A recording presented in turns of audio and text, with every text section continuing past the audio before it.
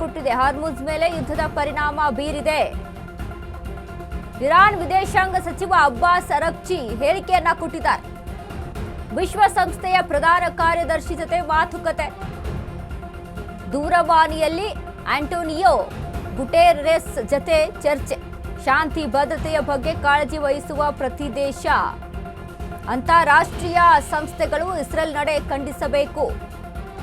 Iran ಮೇಲಿನ military ಆಕ್ರಮಣ ನಿಲ್ಲಿಸಬೇಕು. ಮಿಲಿಟರಿ ಆಕ್ರಮಣ ನಿಲ್ಲಿಸುವಂತೆ ಒತ್ತಡ ಹಾಕಬೇಕು. ಅಂತಾರಾಷ್ಟ್ರೀಯ ನೆರವು ಕೇಳಿದ ಅಬ್ಬಾಸ್ ಅರಗ್ಚಿ. ಹಾರ್ಮುಜ್ ಉದ್ವಿಗ್ನತೆಗೆ ಅಮೆರಿಕ ಇಸ್ರೇಲ್ ಕಾರಣ.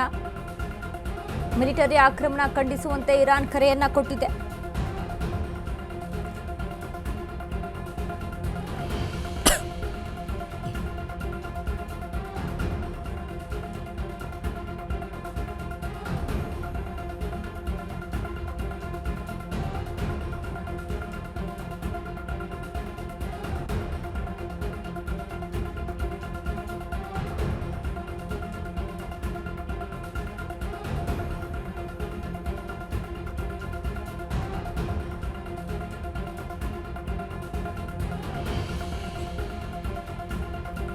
ನೋಡಿ, ಅಮೆರಿಕ ಅಧ್ಯಕ್ಷ ಡೊನಾಲ್ಡ್ ಟ್ರಂಪ್ ಒಂದು ಕರೆಯನ್ನ ಕೊಡ್ತಾರೆ.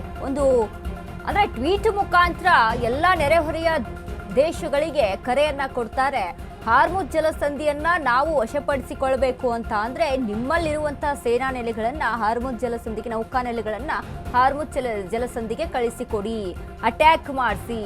ಆ ಅಟ್ಯಾಕ್ ಮಾಡಿದ್ಮೇಲೆ ಆ ಒಂದು ಹಾರ್ಮುಜ್ ಜಲಸಂಧಿಯನ್ನ ನಾವು ವಶಪಡಿಸಿಕೊಳ್ಳೋಣ. ಯಾಕಂದ್ರೆ ಅಲ್ಲಿ ನಮ್ಮ ತೈಲ ಟ್ಯಾಂಕರ್ಗಳಾಗಿರ್ಬೋದು, ಇನ್ನು ತೈಲ ವಿಚಾರಕ್ಕೆ ನಮ್ಮ ಟ್ರಾನ್ಸ್ಪೋರ್ಟ್ ಅಲ್ಲಿ ಸ್ಥಗಿತವಾಗಿದೆ. ಇದು ಸರಿಯಾದ ರೀತಿಯಲ್ಲಿ ನಡಿಬೇಕು ಅಂತ ಅಂದ್ರೆ ನಿಮ್ಮ ಸಪೋರ್ಟ್ ಬೇಕು ಅನ್ನುವಂಥ ನಿಟ್ಟಿನಲ್ಲಿ ಒಂದು ಟ್ವೀಟ್ ಮುಖಾಂತರ ತಿಳಿಸ್ತಾರೆ ಡೊನಾಲ್ಡ್ ಟ್ರಂಪ್. ಇದಕ್ಕೆ ಯಾವುದೇ ದೇಶ ಸಹಿತ ಒಪ್ಪೋದಿಲ್ಲ. ಇದೀಗ ಯಥಾಸ್ಥಿತಿಯಲ್ಲಿ ಚೀನಾಕ್ಕೂ ಕೂಡ ಕರೆಯನ್ನ ಕೊಡ್ತಾರೆ. ಒಂದು ಗಮನಿಸಬೇಕು, ಚೀನಾ ಯಾವತ್ತಾದ್ರೂ ಇರಾನ್ ವಿರುದ್ಧ ಯುದ್ಧ ಮಾಡೋದಕ್ಕೆ ಒಪ್ಪಿಗೆಯನ್ನ ಕೊಡುತ್ತಾ? ಚಾನ್ಸೇ ಇಲ್ಲ. ಯಾಕಂದ್ರೆ ಚೀನಾ ಜೊತೆ ಈಗಾಗಲೇ ಇರಾನ್ ಯಾವ ರೀತಿಯಲ್ಲಿ ಸಾಗಾಟ ನಡೆಸಬೇಕು, ಟ್ರಾನ್ಸ್ಪೋರ್ಟ್ ಆಗಬೇಕು, ಅದು ದಿನನಿತ್ಯ ಆಗ್ತಾನೆ ಇದೆ. ಚೀನಾಕ್ಕೆ ಇರಾನ್ಗೆ ಯಾವುದೇ ರೀತಿಯಾದಂಥ ಸಮಸ್ಯೆ ಆಗಿಲ್ಲ. ಸದ್ಯದ ಮಟ್ಟಿಗೆ ಚೀನಾ ಮತ್ತು ಇರಾನ್ ನಡುವೆ ತೈಲ ಟ್ಯಾಂಕರ್ಗಳಾಗಿರ್ಬೋದು, ತೈಲಗಳಾಗಿರ್ಬೋದು, ಎಲ್ಲದರ ವಿಚಾರಕ್ಕೂ ಕೂಡ ಅಲ್ಲಿ ಟ್ರಾನ್ಸ್ಪೋರ್ಟ್ ಆಗ್ತಾನೆ ಇದೆ. ಅಲ್ಲೇನು ಸಮಸ್ಯೆ ಇಲ್ಲ.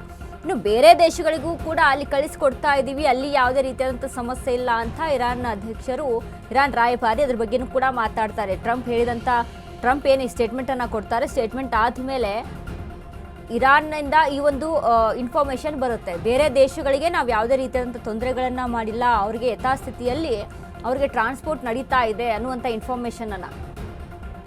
ಸೊ ಇದೀಗ ಅದು ಆದಮೇಲೆ ಇದೀಗ ಇರಾನ್ ಹೇಳ್ತಾ ಇರುವಂಥದ್ದು ಹಾರ್ಮುಜ್ ಉದ್ವಿಗ್ನತೆಗೆ ಅಮೆರಿಕ ಇಸ್ರೇಲ್ ಕಾರಣವಾಗಿದೆ, ಮಿಲಿಟರಿ ಆಕ್ರಮಣ ಖಂಡಿಸುವಂತೆ ಇರಾನ್ ಇದೀಗ ಸದ್ಯಕ್ಕೆ ಕರೆಯನ್ನ ಕೊಟ್ಟಿರುವಂಥದ್ದು. ಇರಾನ್ ವಿದೇಶಾಂಗ ಸಚಿವ ಅಬ್ಬಾಸ್ ಅರಗ್ಚಿ ಹೇಳಿಕೆಯನ್ನ ಕೊಟ್ಟಿದ್ದಾರೆ. ಹಾರ್ಮುಜ್ ಮೇಲೆ ಯುದ್ಧದ ಪರಿಣಾಮ ಬೀರಿದೆ. ಶಾಂತಿ ಭದ್ರತೆಯ ಬಗ್ಗೆ ಕಾಳಜಿ ವಹಿಸುವ ಪ್ರತಿ ದೇಶ, ಅಂತಾರಾಷ್ಟ್ರೀಯ ಸಂಸ್ಥೆಗಳು ಇಸ್ರೇಲ್ ನಡೆಯನ್ನ ಖಂಡಿಸಬೇಕು. ಹಾಗಾದ್ರೆ ಈಗ ನೆರೆಹೊರೆಯ ದೇಶಗಳು ಯಾವ ರೀತಿಯಾದಂಥ ನಿರ್ಣಯವನ್ನ ತೆಗೆದುಕೊಳ್ತಾರೆ? ಅಮೆರಿಕ ಕರೆಯನ್ನ ಕೊಟ್ಟಾಗ ಅದನ್ನ ತಿರಸ್ಕರಿಸಿತು. ಯಾವುದೇ ದೇಶ ಸಹಿತ ಮುಂದೆ ಬರಲಿಲ್ಲ. ನಾವು ನಿಮ್ಮ ಜೊತೆ ಆಯಿತು, ನಾವು ನಿಮಗೆ ಸಪೋರ್ಟ್ ಕೊಡ್ತೀವಿ, ನಿಮ್ಮ ಜೊತೆ ಹೋರಾಟ ಮಾಡ್ತೀವಿ, ಹಾರ್ಮುಜ್ ಜಲಸಂಧಿಯನ್ನು ವಶಪಡಿಸಿಕೊಳ್ಳೋಣ ಅನ್ನುವಂಥ ನಿಟ್ಟಿನಲ್ಲಿ ಯಾವ ದೇಶವೂ ಸಹಿತ ಮುಂದೆ ಬರಲಿಲ್ಲ. ಆದರೆ ಈಗ ಇರಾನ್ ಕರೆಯನ್ನ ಕೊಟ್ಟಿದೆ. ಈಗ ಈ ದೇಶಗಳು ಯಾವ ನಿರ್ಣಯವನ್ನ ತೆಗೆದುಕೊಳ್ತಾರೆ ಅನ್ನುವಂಥ ಕುತೂಹಲ ಮತ್ತೊಂದು ಕಡೆ ಹೆಚ್ಚಾಗಿರುವಂಥದ್ದು.